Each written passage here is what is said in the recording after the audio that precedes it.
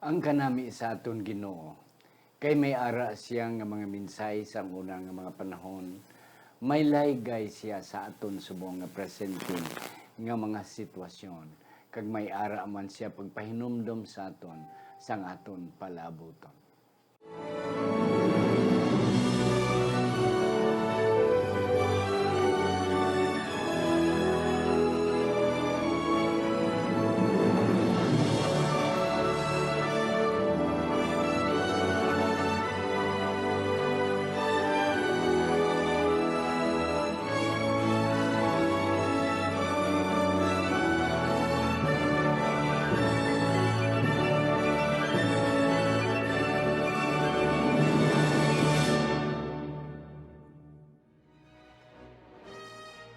Ang pagtuon subong, simanal nga pag-usisa, pagtalakay, pag-review, pag-id-id sa aton leksyon sa eskwela sabatika. Kag ini ginadala sa inyo sang Media Ministry Department sa aton iglesia diri sa Central Philippine Adventist College diri sa Alegria Murcia, Negros Occidental, Philippines. Ako si Pastor Luisito Tumado, inyo masonson nga host. Kag sa siningation, may isa ako kabisita apang mga kauturan. Dako gid ang aton matunan sa sining semana. Ari na kita sa aton leksyon 1 sa sining bago nga trimestre 2022. Wala sang iban ang aton nga dean sa School of Theology, si Dr. Pastor J.C. G. Aragon Jr. Pastor, mayong adlaw sa imo. Maayong adlaw man na Dr. Tomado, Pastor Tomado. Kag sa tanan naton nga mga kaabyanan, mga kauturan nga masunsun gid kag matutom nga nagapadayon sa pagsunod sa nga programa. Maayong adlaw kag kabayan Ginoo magapakamaayo sa aton samtang kita karon sa liwat magatuon sa aton bagong leksyon. Yes, Doc, thank you very much sa imo nga pag-acceptar sining invitation. Mga utod akon ginigintuyo nga si Dr. Aragon, ang akon nga partner subong kay ari kita sa bag-o naton nga leksyon. Kagini aton leksyon ang mensahe sa libro sa mga Hebrehanon.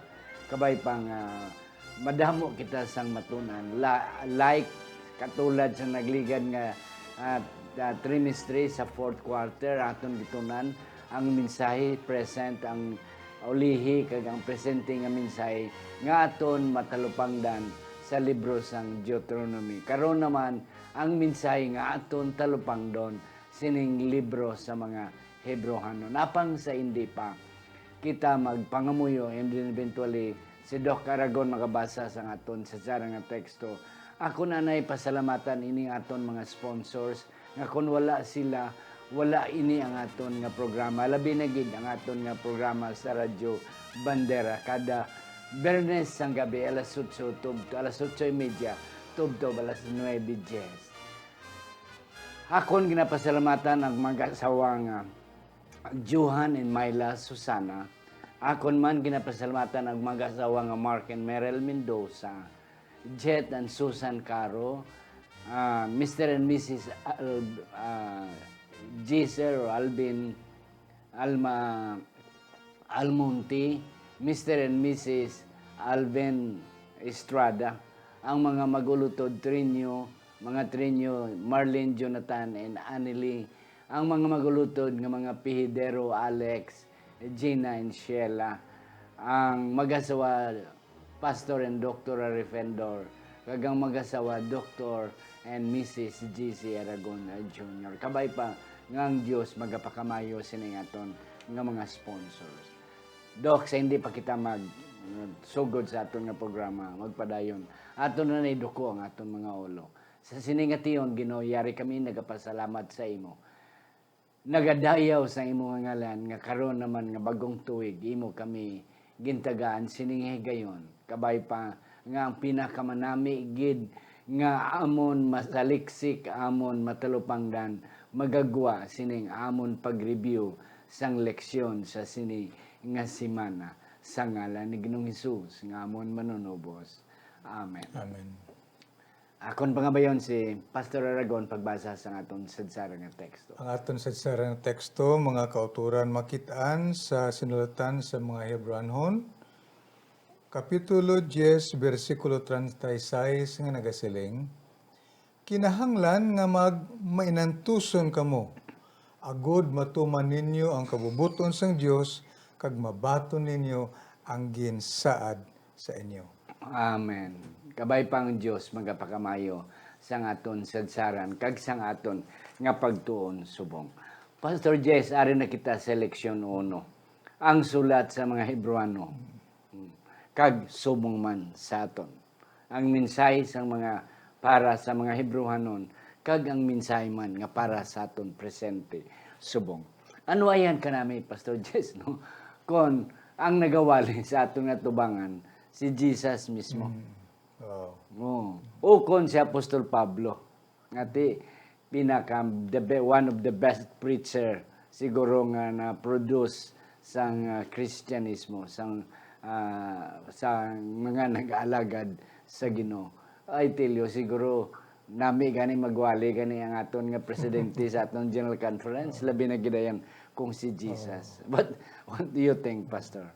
Well, isa ni kadako nga pamalandungan, Pastor, bangod ng aton ya, sulat na lang ng aton na Gani, baton. To kinahanglan gid naton hibaluon ang background sini, ano ginhalinan sini, sino ang nagbaton sini, para sa bala sinang sulat bala nga natalo pangdanan nimo sa dalan, hindi nimo na maintindihan, magluwas kumabalaan nimo anay, di ni pakadto. Ano ni siya, love letter ni, is panukot ba ni isang utang, o kung ano ba ni, suicide letter ba ni, sino ni pakadto, kag ano ang sitwasyon sini, amula na kag madumduman, kag maintindihan gid ang mga sinulatan. Gani kay aton sini sinulatan, ang aton na baton, kinahanglan gid nga aton ani tun-an kung ano ang sa likod sini, ang nagsulat, ang nagbaton sini, ang lugar, kag ang tanan nga setting, agud aton mahangpan gid sang tulid ang Yes. sinulatan. And that's correct, Pastor. Kay ining mga Hebrewanon, mga grupo ni sila after the Pentecost. Oh, wala gid na sila actual witness nga nakakita kay Kristo. Pareho sa kay Marcos kag kay Say Lucas nga nagsulat sang sang apat ka libro sa New Testament ang natawag nga gospel.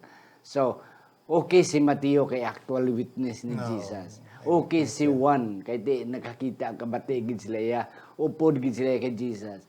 Pero ang duwa ka writers nga si Mark and Luke, ang ilang nabatian about the life of Jesus, second hand lang.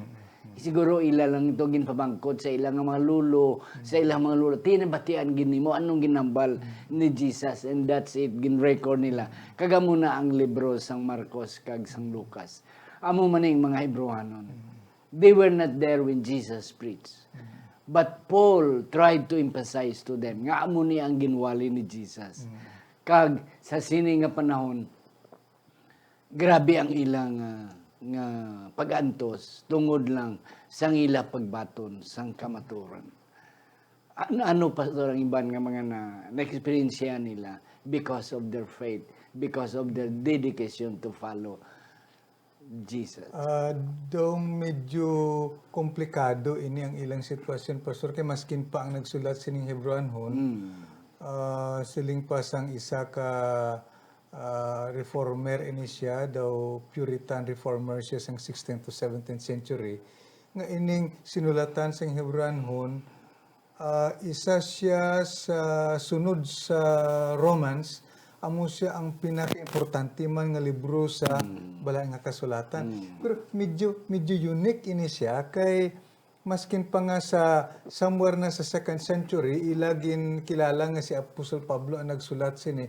Pero originally, hindi saya typical nga letter bala. Hindi sa letter, magsulat kita mga kautoran na may ara nga, Dear Pastor Tomado. Yes. Amo man na kay Pablo. Si Pablo ang inyong alagad, si Pablo kag si Timoteo, si Pablo, si Timoteo kag si Silvanus sa Corinto, ini ang Hebrewanhon diretso. Magani. Diretso iyang approach. So ang iyang pagtan-aw nila nga sinulatan ini ato iya ang iyang greeting sa katapusan. So lain bal ang approach. Pero wala sa payan nga daw hindi siya kaayo consistent maskin pagani may mga scholars nga nagasiling nga hindi si Pablong author. Pero ang importante dira nga ang mensahe tuman siya ka signifikante sa aton kapanahonan subong. Yes. Maskin pa sing ila panahon, Sa ila panahon. kaya hindi lang siya in the sense nga theological, kundi ara man nagaunod sa iya ining pastoral kag ining ginatawag nga dawali bala iyang approach. approach. Oo, dawali siya. Kay daw like guy. Oo. So suno sa ilang nga pagtuon kag ilang gin-conclude nga posible ini siya wali gid iya, original nga wali, pero bangod sang need sa mga katawhan ginhimo niya ni sulat. Amo na nga sa katapusan nga bahin kung aton diri mabasa mga kauturan, dira iyang greeting sa katapusan.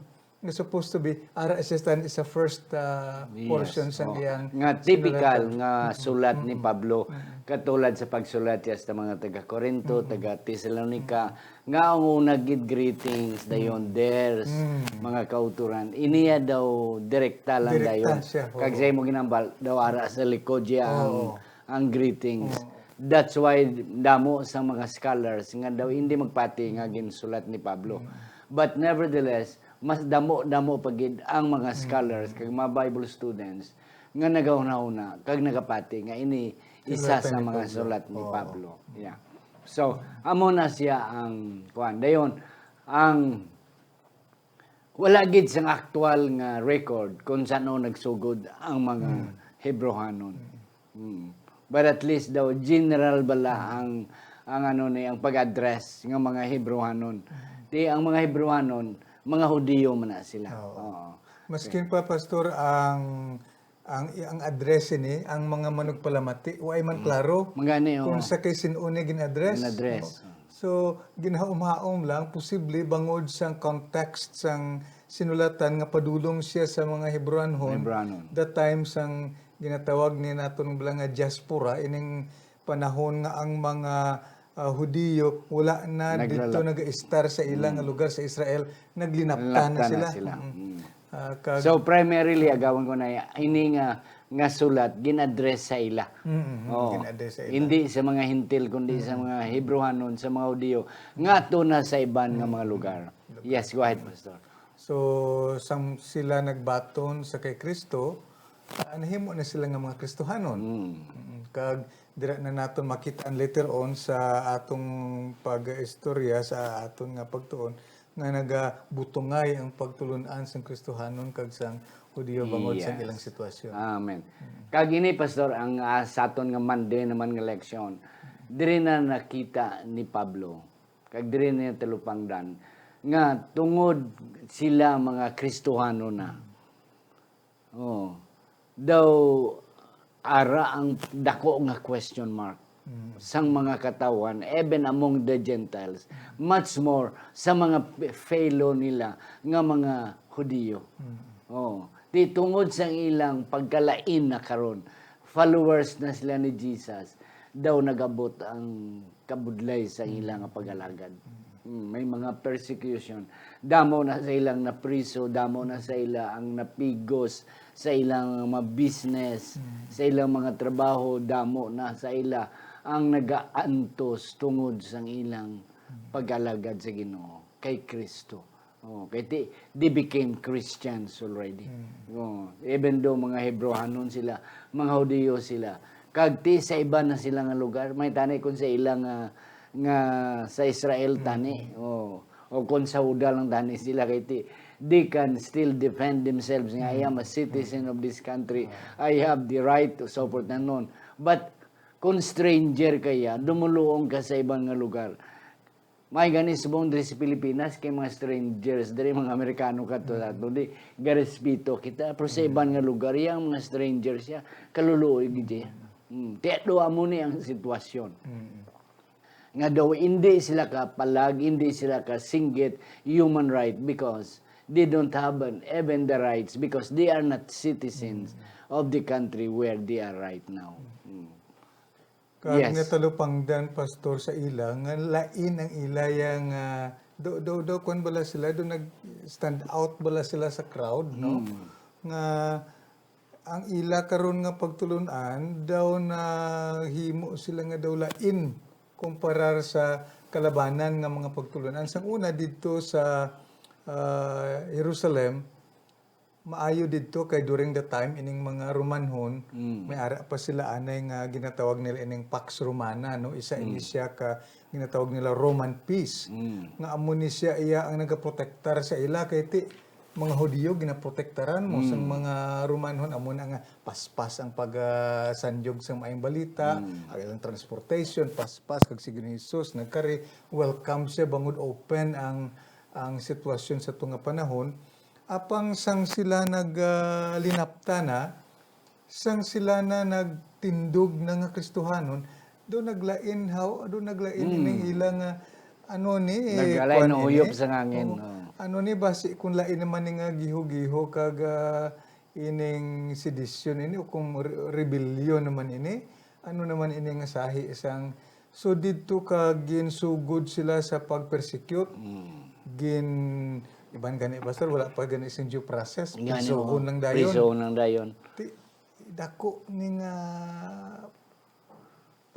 pagkaluya sa ila kag labi na kay ti indi pagid sila organized kaayo Yes. so wala pagid sila sang leader gid nga lain sa panahon ni Ginoong Hesus sang ara pa siya subong iya daw indi gid kaayo establish ang ilang kahimtang didto sa iban nga duog kag ini nagdulong gid sing dako nga kadiskuryo kag pagkasubo sa Yes, kanami pastor no. Akon pastor i-explicar gamay nang imo ginambal nga Pax Romana. Nga do may ara sila nga treaty agreement nga gin provide sang Roman kingdom, sang Roman government sa mga Hudiyo nga daw gintigaan sila gamay nga mga freedom to exercise sa ila business kun ano sa ila religion sa Judaism. Pero ini karon bisan Hudiyo sila. Tungod kay Kristohanon sila. Naglain. Daw natingalaya ang Romanon nga oy hindi naman ni Judaism, daw hindi naman niya daw lain niya nga pag-teaching. Teaching niya sang napatay nga ginlansang nga si Kristo. And that's the reason why nga daw nagulpihan ang mga katawhan. To the extent nga daw ginabiyay-biyay sila. They became a minority sa lugar nga diin sila. Kag ti amon tong ginhambal mo nga without due process ginapang lupot lang sila sa prisuhan, ginapang confiscate ang ilang mga property, ang ilang mga business ginaagaw sa ila na ti amo ni ang sulat nga ang ginsulat ni Pablo nga nagsulat siya nga mga utod padayon kita sa pag-alagad sa Ginoo. Grabe ang ilan na again. Kag daw hindi maintindihan, yet many of them, if not all of them, nagpadayon. Even to the extent nga some had been murdered, some had been killed because of their faith. Kag tungod sa ilang baton sining bag-ong nga pagtuluhan sa Ginoo. Okay? Ginamalisyuhan pa sila. Ginaakusar pa sila sang hindi sakto nga mga accusation. Pastor, ano ang ila nahimo? Anong ila ginhimo? Because of what they have experienced, they have done something nga siguro nakapahagan-hagan sa ilang nga pag-alagad sa Ginoo. Kung aton diri tan-awon pastor no sa ilang eksperyensya actually daw nadula ang ila bala nga paglaom Yes. bangod sang ining kapiot ginapiutan sila may halin sang 1st century hasta sa 4th century ni nga wave sang persecution kag nagdulong ini sa ila sa pagkadiskuryo labaw na nga delayed ang coming sa Ginoo nga ilang abi nila pagwali na dugay-dugay mabalik na Ginoo. So nagluya sila walay sapayan pagit sini ginahangyo pagit sila sang iban nga mga ara sa mga Judaism nga balik mo kay kung magbalik ka mo may protection ka mo sa mga Romanon. Iya mag-Kristiyano kay may ara treaty subong mo. Kamoy mag-Kristiyano kamo tan-awan ang inyong sitwasyon so very tempting ng iban daw naga-duha balik na lang siguro no kung amula man ni ang yung sa aton Pablo kung mag-amulahin malapas na ko. Kagdi ang isa pagid pastor agawon ko anay. Nga ilang pagpati nga si Kristo mabalik dayon mo. Pila lang katuig nga nagkayab si Kristo, ti sila ni Kristo, I will come again. Ti ila dumdumiya nga 5 katuig, 4 katuig, 10 katuig, mabalik na si Kristo. Yes, Pastor. So, amo ni ilang sitwasyon tuod din na pastor no kag ang atong talupang doon madamo man pagid aside sina sa mga strange teachings Oh. nga nagpa-confused sa ila, nagpalibog sa ilang panghuna-huna kag isa pagid ang 10 versikulo 25 nagasiling sa aton why na sila nagatipon. Matipon ka pa imo nga Magani kiti persecute ka. persecution ka mangyapon, dakpon ka mangyapon. Bangod sila nga sitwasyon hindi nakakatipon sa aton subong nga panahon pastor pandemic. Oh, yeah. May May lockdown. may ara gani ba? Hindi na lang ko magsimba kay para nga pandemic man eh. Pero pwede naman kung iba nga makahimo sa panimbahon.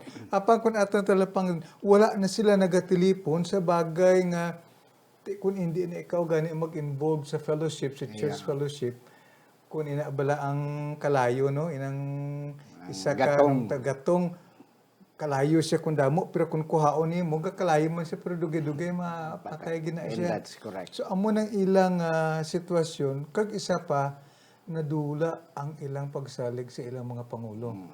So ini tanan nga mga butang matalupang danaton nga amo ini ang naghatag sa ila sang dako nga pagkadiskoryo kag ang pagkadula sang paglaom kag nagdulong man ini sa ilang depresyon ina balang daway naman kita sang palabuton sino daway naman kita sang amo ni ang ilang sitwasyon karon kag nagakinahanglan ini sang isa ka dako nga pagpalig-on sa bagay nga mo ining tinutuyo sini nga sinulat. Yes, and that's correct. So you say mga kauturan, ini nga ato na experiencehan karon daw wala ning kumalingking sa na experiencehan sa mga first century Christian.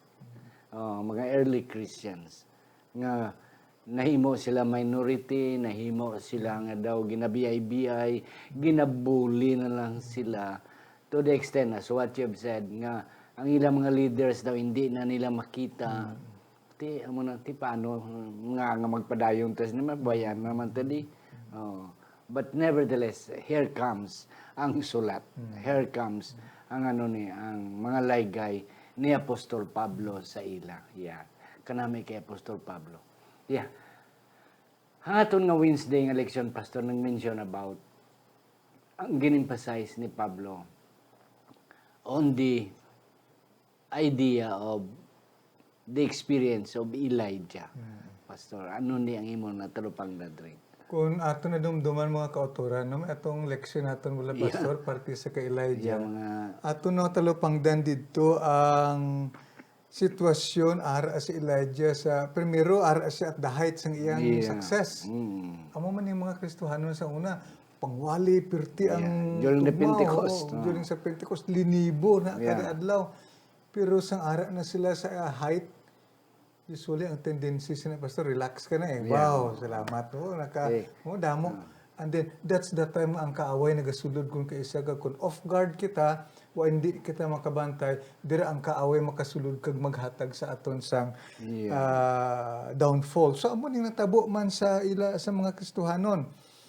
Depressed sila, hopeless sila, pero kay Elijah bala patya na lang ko Ginoo. No? So amo ning ilang sitwasyon karon apang ang Ginoo may ara ginhimo 3 ka butang. Una, ang Ginoo nagbatiti sa kay Elijah. Provided his physical needs. Pagkaon, tapos kaon, tulog. Yeah. Kung kaysa mo man aton sistema, kung kaysa no, kung sobra na kita kaayo sa aton stress, way na kita gana magkaunti, hindi na kita ka paminsan maayo. No? Ikaduha, sang naulian na si Elijah, gin sabdong sa siyang Ginoo gaano kada sulod Ano ginahimo mo dira kag pagkatapos ini gintabangan sa siyang Ginoo kag ginpaintsindi sa iya ang plano sang Ginoo kag ginhatagan sa siyang assurance. Amo ni ang ginhimo man ni Pablo. Yes. Nauna iya nga ginhatagan sang mensahe ining mga katawhan mga Jewish Christians sa nga panahon nga sila dapat magtabangay sa isa kag isa.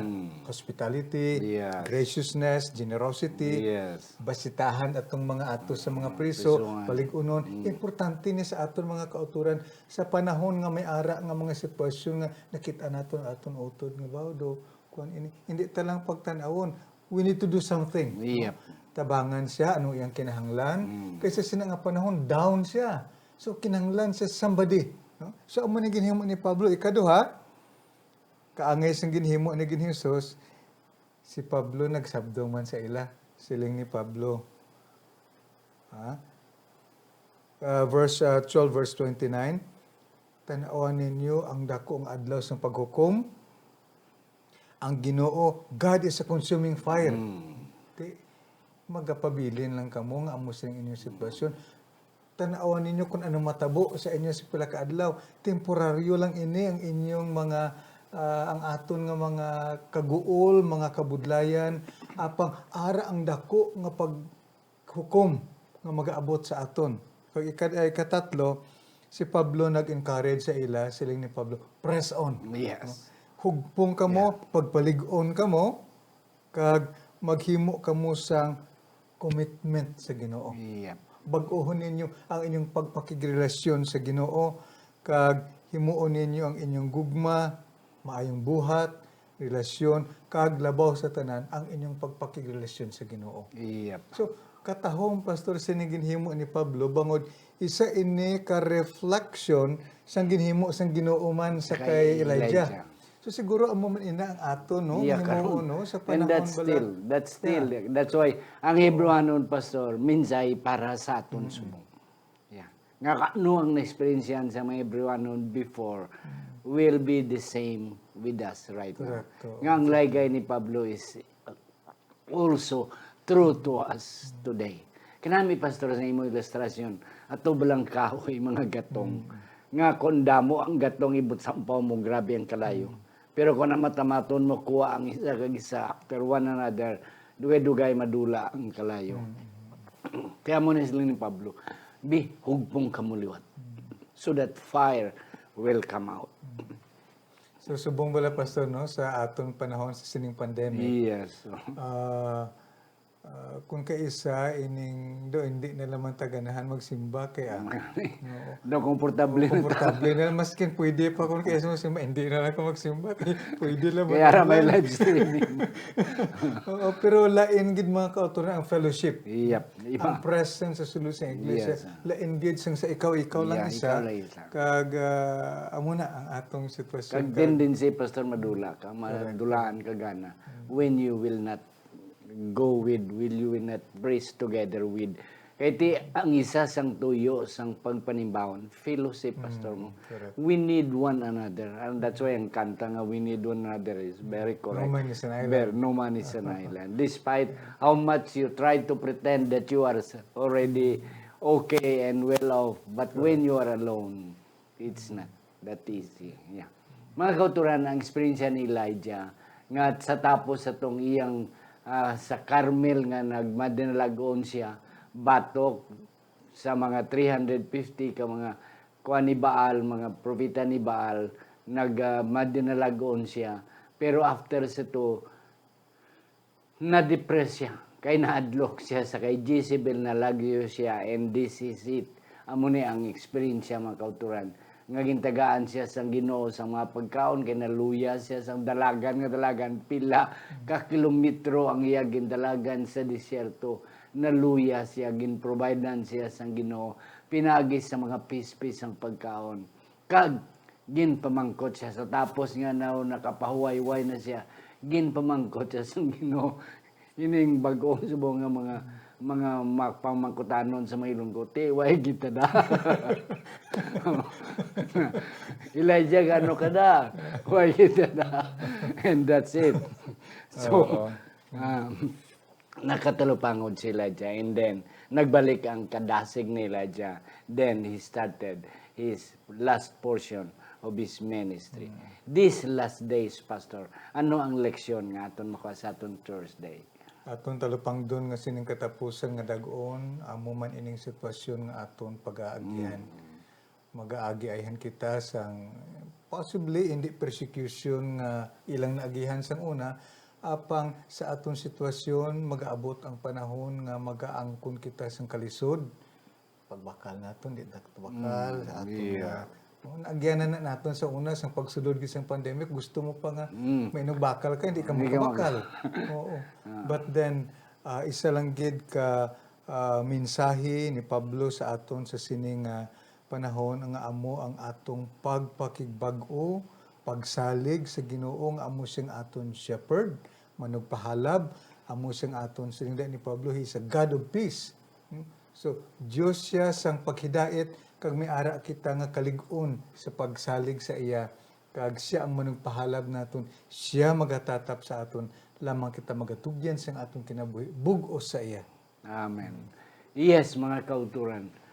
Ang mensahe ni Pablo sa mga tumuluo sa Hebrehanon, pareho man sang mensahe ni Moses sa mga uling tubo nga managsulod na sa dutang sada. Aton na natunan sang ligad nga quarter. Amo man na sa aton karon mga kauturan. We are about to enter the promised land. Let's remain to be faithful despite og anong mahitabo sa aton. Padayon kita. Yes, Pastor, last take nimo. Sa aton nga pagtuon mga kauturan, kung pag-alagad naton sa Ginoo, kung kita madiskuryo, kung kita magmaluya, atong dumdumon ang sinulatan sa Hebrews, 3 lang kabutang akon igabilin, ang pag-ampo, pagtuo nga nagabuhat. Ikaduha, dumdumon naton nga si Ginoong Hesus, amo lamang nga aton kusog, amo lamang nga aton salaligan, amo lamang nga aton dalangpan. Kag ikatatlo, si Ginoong Hesus is the same yesterday, today, and forever. Amen. Amo gihapon siya kahapon, subong kag palaaboton. Wala kita siyang kakulbaan, magduwas kung magpalayo kita sa iya. Yes. Mga kauturan, kung nagmadinalagon after sang grabe nga mga pag-persecution, grabe nga pag-antos sa mga katawan sang una, kag nagmadinalagon, nagpadayon sila hasta subong. The same thing with us. Ang siling ni Pastor Aragon, God is the same God yesterday, today, and He will be the same tomorrow. Mga kauturan, padayon lang kita sa pag-alagad. Damo pa kita sa may balaan sa sulat ni Pablo sa mga Hebrehanon. Mga kauturan, padayon kita sa aton nga pagtuon, kag pagbasa, sinin, sang aton nga leksyon. Akon magabayon si Pastor Aragon sa pagduko sa aton mga ulo. Ginoo, sa siningatak na salamat nga ikaw naghatag sa amon sining mensahe, tuguti nga ini nga mensahe magapalig-on sa amon tigipusoon sa panahon sang amon kasubo, sang amon mga dalaogon kag sang amon nga mga palaligban sining kalibutan. Buligi Ginoo nga magtugyan kami sa amon kabuhi sa imo kag maglakat upod sa imo nga amo lamang amon sa daligan kag dalangpan kag kaluwasan. Salamat nga ikaw nagsabat sa ang pag-ampo sa ngalan ni Hesus. Amen. Amen.